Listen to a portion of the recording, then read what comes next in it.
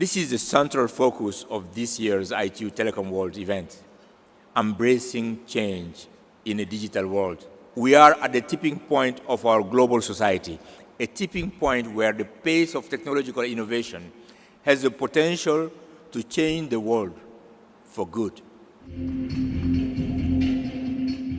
Change has been a constant in our industry. Change has driven how we work. To survive and thrive in this industry, companies have to be nimble, innovative, and capable of responding to change.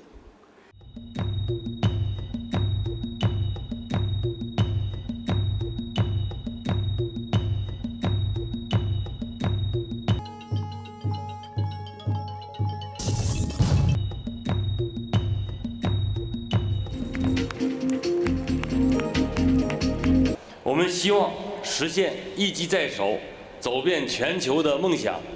我们也希望和全球的运营商和全球的产业界广泛合作，共同开创移动信息化、移动互联网时代的美好未来。By wisely applying ICT, we can shift the future. The future that opportunities shall be given to all mankind, regardless place and time.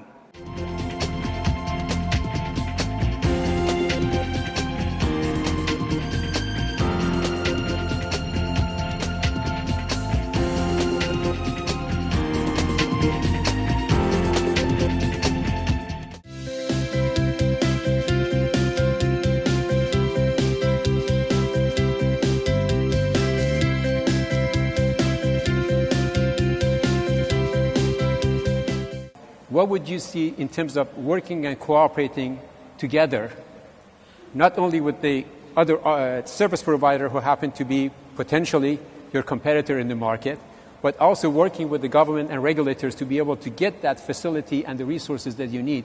If regulators and governments take proper decisions on how to distribute spectrum, and there is a level playing field created through that process, service providers will start to invest in infrastructure. If you come to a country like Thailand or Vietnam or Indonesia, it might be 3% of the people, 5% of the people could afford the broadband or afford the devices. And so it's a very, very big drive to change the business model to accommodate that.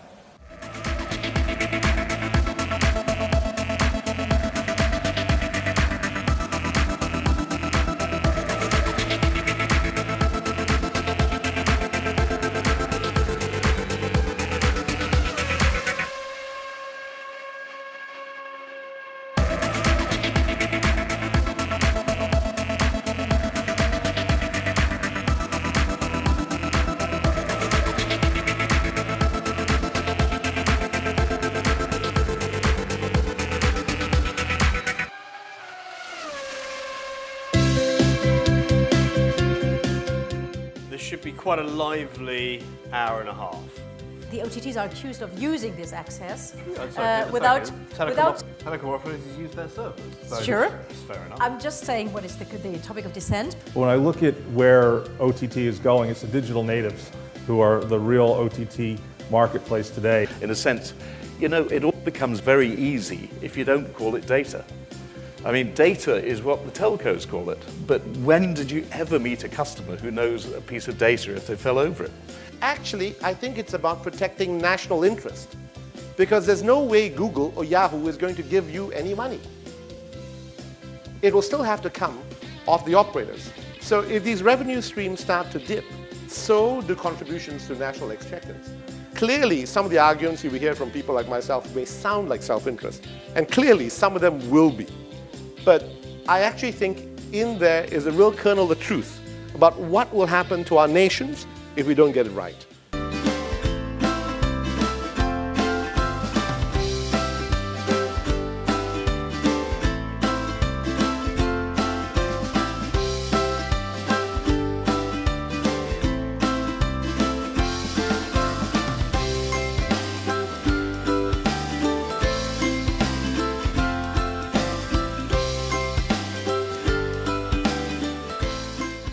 My innovation is a mobile and web application for emergency and disaster, and we aim to teach people how to be prepared in case of emergency before, during, and after.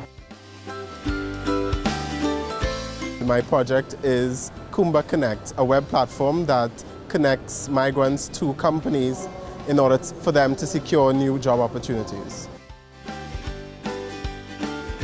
Broad Street Maps visualizes data in order to make it meaningful. We design and implement customized mapping projects for public health organizations.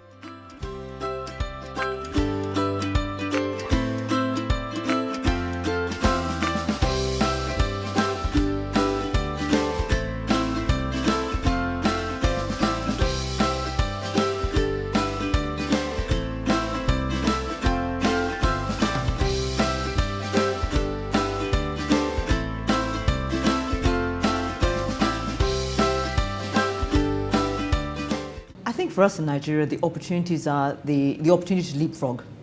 Really not having to go through what developed economies have gone through, particularly with the advent of the mobile phone and what you can do with a mobile phone or a smartphone. This is an opportunity, especially for Africa, to really catch up or lead a big wave of an economic revolution, because we know that broadband is going to lead a big economic improvement and change in Africa.